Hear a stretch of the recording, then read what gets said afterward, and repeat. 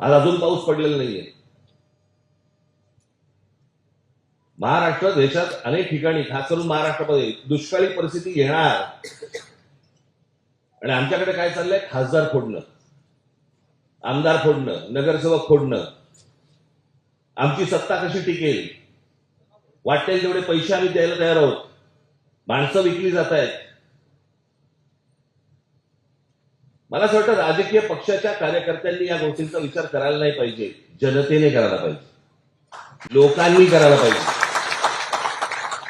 की ज्यांना निवडून आणण्यासाठी तुम्ही 4-4, 5-5 तास, 2-2 तास तिथे उन्हामध्ये त्या रांगेत उभे राहिला, तो माणूस 50-100 कोटीसाठी म्हणून विकले जातात.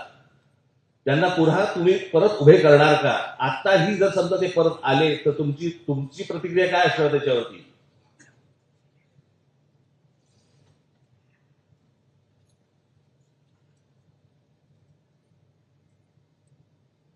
एक जुनं वाक्य आहे ते, स्वाभिमान मेला ना की उरतात फक्त जिवंत प्रेत.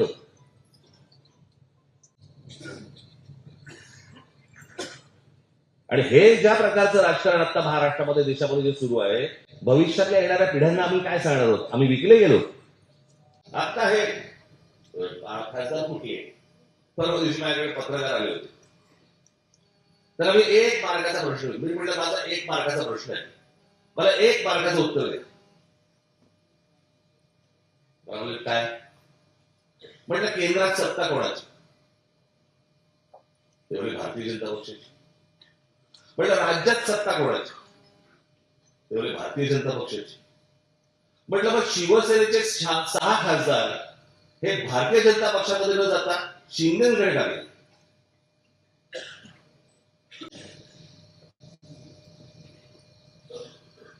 म्हणजे वरती केंद्रामध्ये काय नेमकं राजकारण सुरू आहे? आणि 2029ची ही अमित शहा स्वतःची तयारी करतायत. आणि त्याच्यामुळे भाजपमध्ये तर असतील, जर विरोध करणारे असतील तर बाकीचे जे सगळे गट आहेत ते बरोबर असलेले बरे. याच्यासाठीची नाही तर 6 भाजपला जाऊ शकले असते. सोपं आहे ना? नाही, नेमकं काय घडतंय मी तुम्हाला सांगतो.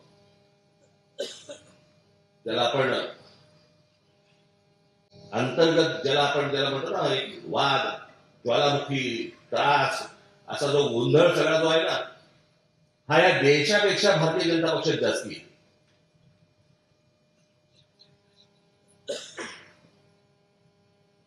इतकं आतून सगळं त्यांच्याकडे पण पेटलेलं आहे. आता फक्त नरेंद्र मोदी आहेत, एक तिकडे एक मॅग्नेट आहे, त्याच्यामुळे सगळं शांत आहे.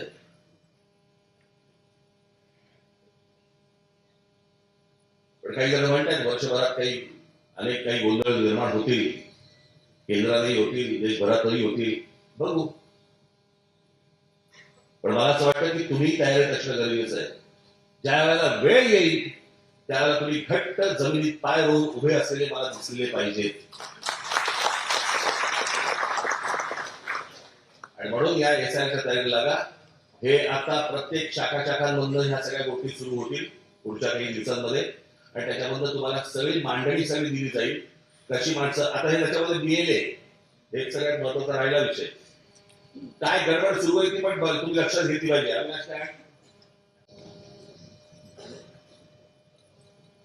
माझ्याकडे काल बीएलएचा रिपोर्ट आला.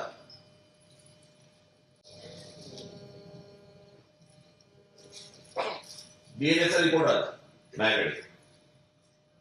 रिपोर्ट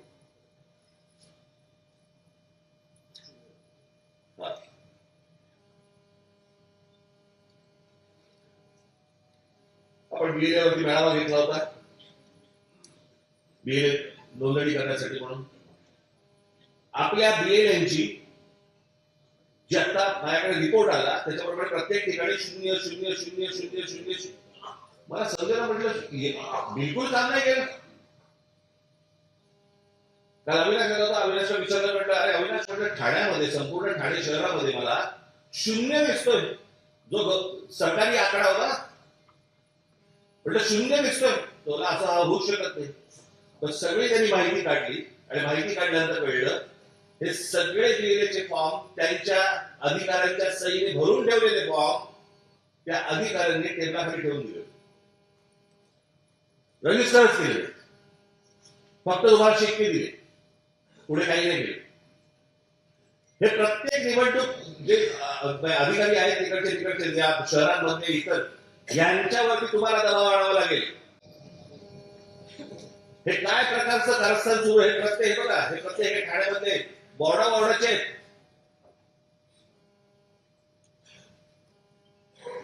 म्हणजे आता इथे हा कुठचा तू दिला होता ओवळा माचिवडा, बरोबर ना?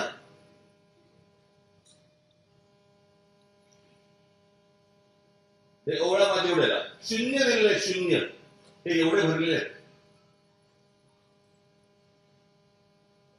हे तुम्हाला काम करू देणार नाही. आणि तुम्ही जर समजा बीएलए म्हणून रजिस्टर झाले नाही तर हे तुम्हाला एसआयच्या यादीमध्ये काम करू देणार नाही. त्याच्यामुळे तुम्ही ही गोष्ट किती गांभीर्याने घेतली पाहिजे. आज इतके बीएलए आपण सगळे नोंदण्या केल्या सगळ्यांच्या, कुठे आहेत ते? मी तुम्हाला वारंवार सांगतो, ज्या प्रकारचं कारस्थान हे सगळं शासकीय यंत्रणा वापरून जे केलं जात आहे हे तुम्हाला उधळून लावलं पाहिजे, तर निवडणुकीत यश मिळेल, अन्यथा नाही.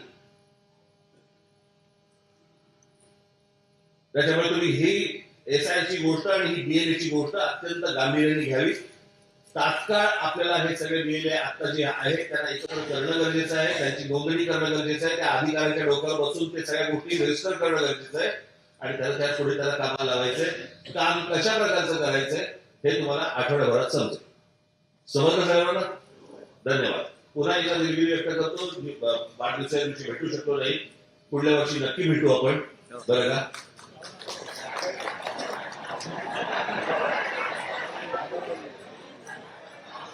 हा म्हणजे मी बाहेर गावी, तुम्ही सगळे येऊन भेटा एकमेकांना.